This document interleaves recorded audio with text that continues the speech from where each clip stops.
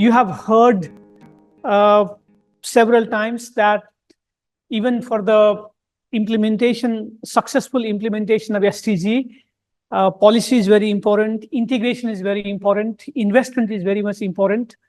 That implementation aspects of sustainable development and the goals is extremely important. And you also heard that, unfortunately, we are not in track to meet SDG goals. We are falling behind, which also underscores the fact that our policies need to be more proactive. We have to innovate policies, we have to do more investment, and we have to do more integration. That's why, in my view, the role of policy planning and investment needs are even more important, especially for the fact that we have not been able to meet, we are not in the right track to meet SDG goals.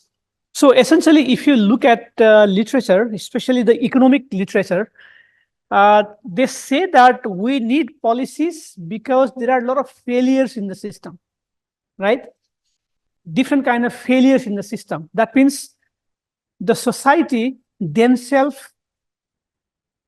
is not able to do the right thing, right? And that happens because one reason is the market failures. There is a market failure happens, and often there is need to correct market failure. That's why policies are needed. Now, what do we mean by the policy failure? Is that in economics, demand and supply curve intersects, and the point where demand curve and supply curve meets, that is optimal, right, from the economic side, which means that the willingness to demand at certain price and willingness to supply at certain price, this both come together into this equilibrium point E that you see on the screen, right? So that means the economy is operating optimally. So the total surplus, the consumer surplus and producer surplus is maximized, right? But market is not functioning properly. That means demand is suppressed, or there is an oversupply, there is a supply quota, somebody is playing with the information, right? There are a lot of different kind of failure in the market. Asymmetric information distortion. One party has more information than other. Then the demand supply balance is distorted. There could be uncompetitive behavior in the market, right? There's a monopoly. There could be an oligopoly. There is a cartel. There is a collusion between, big companies. Idea of the free market is that nobody should be able to influence price. Everybody should be a price taker in the market. So price should be determined purely from the introduction of demand and supply, and no single actor or two actors should be able to influence price in order for market to function, right? If that doesn't happen, if there is a monopoly, if there is oligopoly, if there is cartel formation, in that case, the market system does not perform. Then in that case, we need to correct that. Then we need a policy. Then also the public good. There is the existence of public good. Public goods are the good without clear property rights. For example, clean air is a public good, right? Clean air has no any property rights. Clean air is a public good, and people want to exploit clean air for their private benefits. So private benefits and the social, private costs are private, but the benefits are social. That's why nobody wants to work for the social benefits, right? Then those kind of situations, there is a public good, there is a market, oligopoly, monopoly kind of, carteling kind of situation, or asymmetric information. This will lead into improper allocation of the scarce resources which is available in the economy. From there, some more could have been produced, but now we are not being able to produce. So market isn't operating. So in order to correct that kind of market failure, we need policy. But it's not only the market failure, right? So there is a lot of institutional failures also, but there are different reasons why market failure happens. Existence of externalities, that means negative costs are not covered into the system. Let's say, look at the air pollution.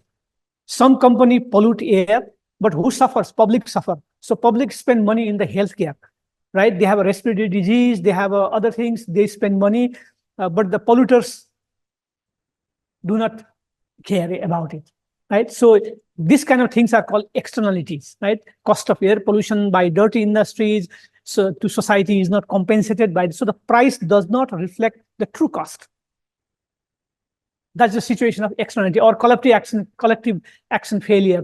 When there is a public good, there is over exploitation happens, and the people don't want to work together because everybody try to optimize themselves.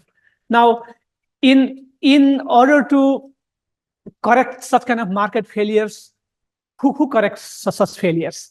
Society is operating inside, so somebody has to take a lead. That's why the role of governments to devise some kind of policies so as to correct the market. I mean, see, you hear a lot. For example, when big companies wants to merge, they have to take a permission from antitrust regulatory body, right? Even in Thailand, even in US, big companies want to merge together, they have to get a permission from the antitrust regulator. Why? Because government has to regulate that. If the big actors merge together, they might have too much power and they can manipulate the system. So they have to take a permission from the regulatory authorities just to ensure that competition prevails in the market, right? So this kind of things need to be corrected, not to allow the power of few. As I mentioned also that there could be a case of institutional failures. Institutions are there, but institutions are not being able to perform because of the corruption in the system. There is a distortion in the system. There are wrong policies. There is perverse incentives. Incentives are in wrong place. There's a bad management. There's a vested interest. Very strong lobby from a certain group, and sometimes even very unusual cozy relationship between the regulators and who to be regulated, right? So there are lots of reasons why things doesn't happen because of the failure of the institution to really handle the problem. So for the things like market failure, for the things like institutional failures, we need, in order to correct that, we need policies. But government can do a lot of things, right? Now, government can make legislations, government can pass regulations, government can do a direct state provisioning of goods and services, right? I mean, themselves can produce and sell. Government can intervene from the monetary policy perspective. Government can use the fiscal policy instruments. They can manage the price, right? They can do taxes, they can do subsidies, they can do, depreciation allowances. So there are a lot of, fiscal policy instruments are available there for government to intervene. And the issue like sustainability, issue like energy, issue like health, issue like digitalization, government can also influence the future course through the investment in R&D. There are a lot of technological needs, a lot of R&D that also government can easily intervene, right? Then also awareness gaps. Sometimes private sector doesn't know, society doesn't know. Sometimes government need to bridge the information gap and to create awareness to induce a positive behavior in the society. So government can do lots of things, right? So that's why the role of government is very important in order to correct many of the problems.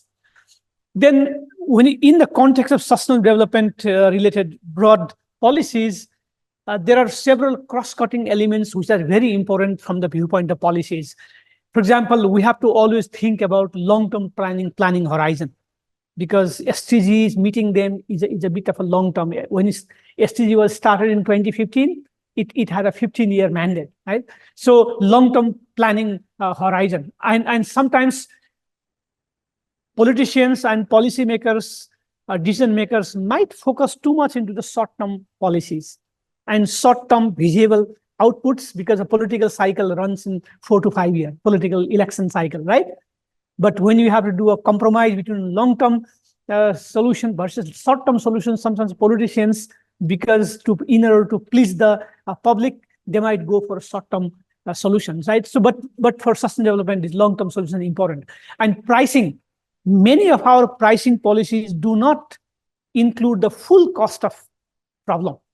They only look at the market cost, but not societal cost. So the pricing, especially reflecting the full costs and full benefit to society, not only cost and benefit what you see in the market. That is something very important from the policy perspective. Delivery of public goods, right? Many governments interventions needed in order to deliver the public goods. And also always we have to think about cost effectiveness, environmental effectiveness, policy integration. We have said for a long time that sustainable development is a very, very big agenda. Policy integration across is very, very important. So policy integration is a very important part of the policy discourse, and a precautionary concept is very needed. Not only looking at the short-term end of the pipe solution, but precautionary approach, international cooperation, transparency, accountability. So these are the several one of the key cross-cutting elements that are very, very important and needed for sustainable development policies. Okay, so there are lots of research, a lot of reports on how to categorize the action, right? So at least one of them, which I like very much, comes from OECD, says that there are 4 broad categories of the policy for sustainable, in order to enhance the sustainable development pathways. One is to making market work. Second one is to improve and reform and strengthen the government decision-making process and capacity, and efficient use of the technology, and the international trade and investment system, mobilizing. These 4 are among many. These 4 are very, very key policies. Now, what do we mean by the making market work, right? So now making market work means we can use the market-based instruments, policy instruments. We could remove the externalities, negative externalities, with the full cost accounting of the problem. We could address through, we could remove the damaging subsidy. For example, we provide $7 trillion equivalent subsidy for the fossil fuel a year, right? So which is huge. Damaging subsidy, combining market with other regulations, and also ambitious environmental policies on employment, income distribution. So making market work is fundamentally very, very important and needed for achieving sustainable development goals and moving towards that path. Now, second important category is government's decision-making process. I think I already said earlier that government is very important actor to correct some of the problems, and where government needs capacity is to do integration. They need a capacity for policy integration. They need their policies which are evidenced by or based in scientific knowledge-based policies, right? Knowledge is very much important. And also decision makers need to cooperate internationally. Then also they have to have clearly defined, clearly identifiable policy targets, timetable, and the regular review of the progress over the time. Government need to develop capacity to use the efficient use of ICT and some of the emerging technology so that can be benefit from them. And transparency and public participation is very, very important in strengthening decision making by the government. Otherwise, government decision could be very skewed and not very good. And also providing public with access of information. So there are a lot of such strengthening needed in order for decision making. Then the third point also I mentioned for policy is science and technology. How to harness science and technology in order to achieve SDGs. Ability to upscale solutions that work, the technology, the best practice technology, how to diffuse them better, how to innovate new kind of technology, how to set up the standards for technology. Technology standards can be set either at the performance standard or technology standard. Technology, otherwise, using technology is very difficult if we don't say standard. And also supporting long-term research, try to address the unintended consequences of the technologies, how to handle it, doing more applied research, involving more and more private sector into the technological development, government working with the private sector, contributing seed money for R&D, and basically foster public-private partnership and and also allowing competing technology to come to the market and allow some kind of competition for technology and do interest collaboration. So these are very, very important aspects. Technology is very central in achieving SDG. And the fourth one, which was highlighted in this OECD report, is linking with the global economy. Of course, we solve problem locally, but linking with the global economy, because no country is isolated, right? We are connected through the trade, we can connect it through investment, we can connect it through technology, we are connected through information. Now the world has become global village. So how to strengthen the coherence among trade, investment, environmental and social policies? These are very, very important to achieve sustainable development goal. And we should, and also there is a lot of focus on trade distorting and environmental damaging policies, how to remove those policies, how to address that, and how to ensure synergy of trade and investment, and especially how to provide access to market to developing country together, supporting them, helping them, providing more support in terms of ODA in order to meet the SDG targets, especially for the poorest countries, and also development of the cooperation resources for provisioning of the global public goods like climate change and others. So this making linkage with the global economy, harnessing science and technology, strengthening government decision making, and making market work. These are four very, very important aspects of the policies needed for sustainable development, right? Now this report comes from OECD, right?